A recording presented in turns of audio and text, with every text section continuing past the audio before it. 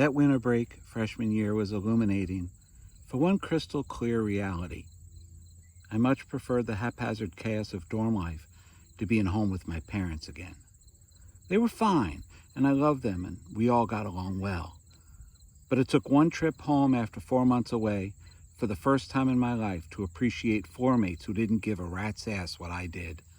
Friends who enjoyed sitting around in a room doing nothing.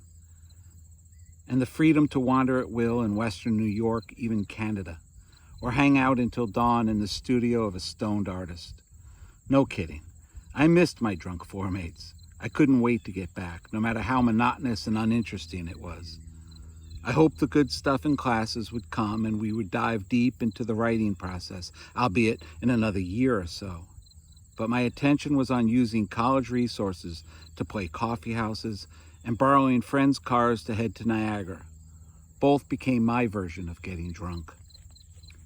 One Friday morning, the first week in February, I fell asleep in Dr. Shepard's sociology class, which was ironic since it was the one class I enjoyed. He caught my attention early on when he said he was running a study tour to the Yucatan Peninsula. I had called my father and he said I could go. In the end, the trip never had enough students for it to materialize, but for a little while anyway, it gave me a reason to show up to the one class which suddenly had relevance to my immediate future. But that morning, the newness and excitement of being back on my own in college had quickly worn off, and I stared out the window toward blankness, and I listened to a barrage of nothingness as I dozed in and out. If he called on me for anything, I didn't know about it. Class ended, and he woke me up. I shook my head to the reality that it was just him and me in the room, and he laughed. "Out drinking too much, Bob?" he asked. No, sir. No, I don't drink that much. I tried to sleep in the ministry because of the Thursday night keg parties last night for homecoming. I'm sorry. Oh, yes, homecoming. Well, I hope you enjoy the basketball game and festivities. Do you know anyone coming? No, maybe my sister. She lives on Long Island and said she might come up. Donna Reed is her old roommate and a good friend of hers. Oh, sure, I know Donna, but I don't think I remember your sister. When did she graduate? In 76. That's before my time. I'm only here 2 years longer than you. I left the reading assignment written on the board for you, Bob. Please erase it after you write it down, then please actually read it. We laughed. Have a good weekend, Professor. You too, Bob. I hope it's quiet. For 35 years, I've been staring at 19-year-olds and watched their disinterest grow more blatant to where they no longer attempt to hide their boredom, even their disdain for class.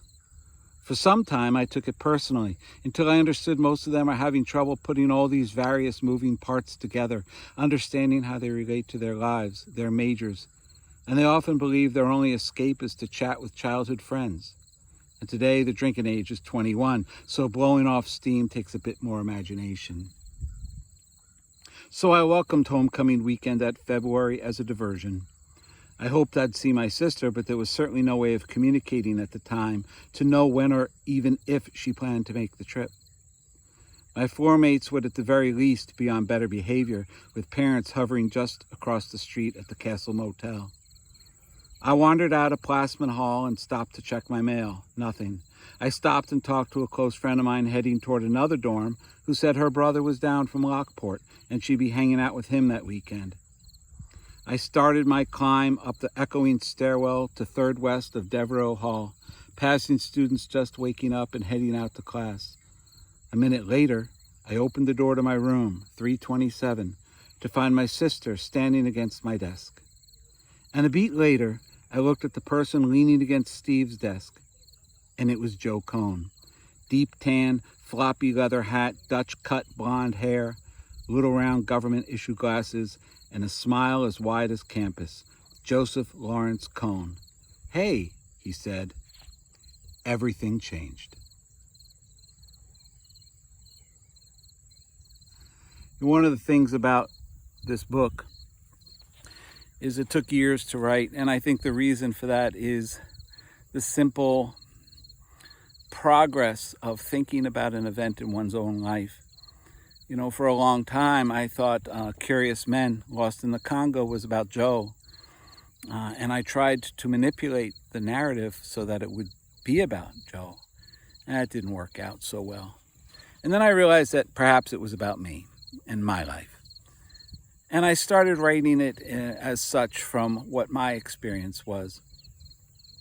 But I couldn't get over the who cares factor. We all have stories to tell.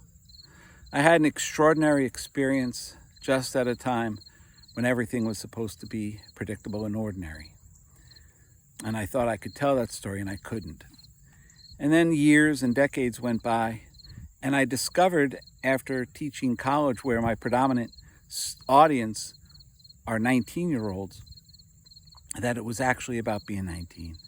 What it was like to find yourself on your own for the first time, trying to figure out the world while adults are asking you what you're going to do with the rest of your life, and you're living with a total stranger in a room the size of an automobile, taking showers with 90 other people in a small bathroom with broken windows.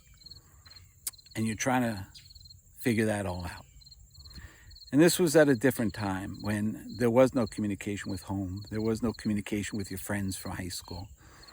You were on your own, and that's what this became about. What it's like to be 19 and how that's changed over the years.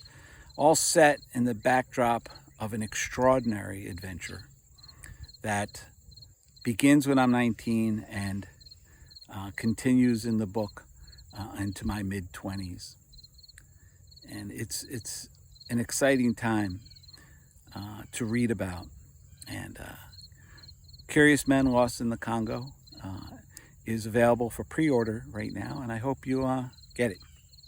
And thank you so much. This is Yet Another River.